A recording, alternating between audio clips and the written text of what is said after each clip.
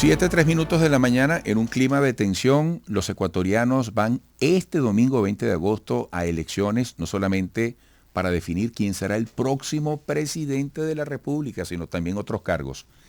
De esto nos habla en la próxima entrega nuestro querido David Peñaranda, y este trabajo va a servir de preámbulo, de anticipo a la entrevista que vamos a tener a posteriori con el periodista ecuatoriano Iván Flores desde Quito. Así que vamos con este reporte de nuestro querido David Peñaranda.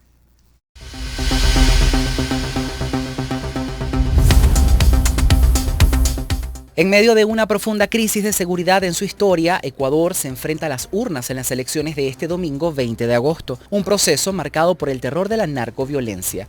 ¿Qué se elegirá? Aquí te contamos. Los ecuatorianos están convocados para decidir sobre 4 asuntos: un nuevo presidente, una nueva Asamblea Nacional o Parlamento y 2 plebiscitos sobre petróleo y minería. Después de la jornada electoral del pasado 5 de febrero, cuando se celebraron los comicios locales, en mayo surgió un nuevo día de votación tras el anuncio de muerte cruzada del actual presidente, el conservador Guillermo Lasso, quien optó por no presentarse a la reelección. ¿Quiénes son los candidatos que buscan la silla presidencial? 8 serán los ciudadanos y sus compañeros de fórmula, quienes fueron designados por las organizaciones políticas e inscritos ante el Consejo Nacional Electoral. Entre los postulantes hay únicamente una mujer, Luisa González, la candidata a la Revolución Ciudadana, movimiento político que lidera el expresidente Rafael Correa. Repiten candidatura el izquierdista y ambientalista Yacu Pérez y el empresario Xavier Hervas. También optan a la jefatura del Estado el ex vicepresidente Otto Sonnenholzner, el empresario y especialista en seguridad Jean Topic, el empresario y ex asambleísta Daniel Noboa, el abogado Bolívar Armijos y el periodista Cristian Zurita, quien asumió tras el asesinato de Fernando Villavicencio. En caso de que ninguno logre más del 40% de los votos y una diferencia de al menos 10 puntos, habrá una segunda vuelta el próximo 15 de octubre entre las 2 candidaturas más votadas. ¿Qué dicen los sondeos de estas elecciones? Según una encuesta de inicios de mes de la compañía Tracking, antes del plazo de cierre establecido por el CNE, Luisa González se ubica primera con la mayor intención de voto con un 20,9%, seguida de Otto Sonnenholzner con el 18,6% y Jean Topic con un 16,8%. Del resultado de la asamblea dependerá la viabilidad del corto mandato que tendrá el próximo presidente, sobre todo si llega a ocurrir una situación similar a la de Lasso, quien carecía de control sobre el Parlamento, lo que le impidió sacar adelante iniciativas clave de su administración como la ley de inversiones. Es importante resaltar que, además de las multas establecidas por el CNE, los ciudadanos que no cumplan con sus deberes electorales podrían enfrentar la suspensión temporal de ciertos derechos y prerrogativas. Muchísimas gracias a David Peñaranda. Nos vamos ahora directo a Quito con el periodista ecuatoriano Iván Flores. Iván, gracias por disponer de tu tiempo para nosotros. Muy gentil. Buenos días. Eduardo, muy buenos días. Un saludo respetuoso a toda tu audiencia en América Latina. Una América Latina, y creo que más allá de este territorio que está en vilo, esperando, cuál será el desenlace del próximo domingo y a posteriori todo lo que hay que atender en una Ecuador convulsa lamentablemente. ¿Cómo aprecias tú esta perspectiva, incluyendo el gran compromiso que tendrán ustedes los ecuatorianos este domingo? Eduardo, miro el futuro con mucha incertidumbre y con mucho dolor. Como bien decía el reportaje, el país está desangrándose. Hay 3.568 muertes violentas y el pasado miércoles 9 de agosto hubo un fatal punto de inflexión en la historia política del país. La primera vez en 45 años desde que retornamos a la democracia que un candidato es asesinado. Y tengo que ser honesto contigo, mi dolor es mayor porque Fernando Villavicencio no solamente era un colega del periodismo, sino también un entrañable amigo personal. Este hecho sí ha trastocado todos los cálculos, Eduardo. Todas las encuestas se pusieron boca arriba, ¿no es cierto?, de cabeza. Y en ese sentido, el domingo puede haber una sorpresa. El correísmo ha perdido muchos puntos en estos últimos días y puede haber una sorpresa que pudiera estar en torno a la candidatura de Cristian Zurita y Andrea González Nader. Cuando dices que puede haber una sorpresa, estás tomando en cuenta que situaciones tan amargas, tan trágicas como las de Villavicencio y otros escenarios que se han presentado recientemente pueden trastocar lo que iba a ser un escenario previamente imaginable. Sí, Eduardo, porque el fin de semana previo al asesinato de Fernando, una de las más prestigiosas encuestadoras del país y con larga trayectoria, Cedatos Gallup, ya ubicaba a Fernando en el segundo lugar. Luego, el voto del ecuatoriano es un voto muy emocional, como es en el común de las democracias latinoamericanas. Recordemos mucho la Colombia del 89, cuando Luis Carlos Galán es asesinado y gana Gaviria, ¿no? Gana Gaviria por una suerte de voto rechazo a ese clima de violencia e impunidad.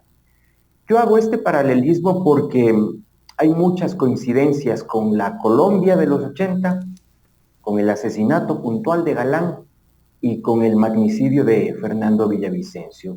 En ese sentido, el domingo puede haber un escenario que pudiera suponer un gran fracaso, una gran derrota para el correísmo, o también el posicionamiento, si lo queremos ver de una manera más optimista, el posicionamiento de figuras que están indicando un urgente recambio generacional en la política ecuatoriana, estimado Eduardo. Fíjate, ¿y cómo está ese voto ecuatoriano, que como tú lo has dicho, es un voto emocional como siempre ocurre, una vez que se ha vivido la violencia y este ritmo trepidante, vertiginoso de las últimas horas? En cuanto al entusiasmo por votar, ¿hay manera de medir eso? El ausentismo en Ecuador, dado que el voto es obligatorio, ha estado en unos márgenes históricos en las últimas elecciones y son márgenes bajos realmente. Hay temor, Eduardo, sin duda ninguna, hay un inmenso temor, porque en estos últimos días ha habido como una suerte de orquestación, ¿no es cierto?, de sucesos trágicos en el país que han agudizado el clima de exasperación y de violencia, con actos de bombazos, con actos de mitines carcelarios. Recuerda tú que desde el 2021 para acá, desde febrero del 2021 para acá, ya estamos sobre los 500 muertes en las cárceles. Y todo este clima, sin duda ninguna, genera una inquietud entre los ecuatorianos. Pero, te insisto, el asesinato de Villavicencio ha generado también un espíritu de valentía, no de temeridad, sí de valentía por acudir masivamente a las urnas y poder decirle no a todas las mafias, empezando por las mafias políticas, decirle no a un clima de inseguridad y desempleo, que son los grandes problemas del país, Eduardo. Fíjate que hoy es noticia la balacera de ayer en un recorrido del candidato Daniel Noboa, ¿no? Hay una situación sumamente tensa. Ahora, mi querido Iván, ¿qué pasará el día después? Una vez que conozcamos los resultados, ¿qué responsabilidad incluso tendrá Guillermo Lasso? Es decir, ¿cómo se va a conducir hacia el necesario despeje, hacia la progresividad que se requiera en la búsqueda de un equilibrio? Porque las cosas están demasiado inestables en Ecuador. Sí, Eduardo, quien quiera que gane las elecciones este domingo no lo podrá hacer solo. Tiene un país fracturado, desangrándose, con mafias en todas las esquinas, en todos los puertos, infiltrada en todas las instituciones del Estado. Entonces, si no hay una concertación nacional con las fuerzas democráticas, no con las fuerzas que en estas elecciones y en las anteriores han aupado a figuras oscuras con vínculos con las principales mafias de este país.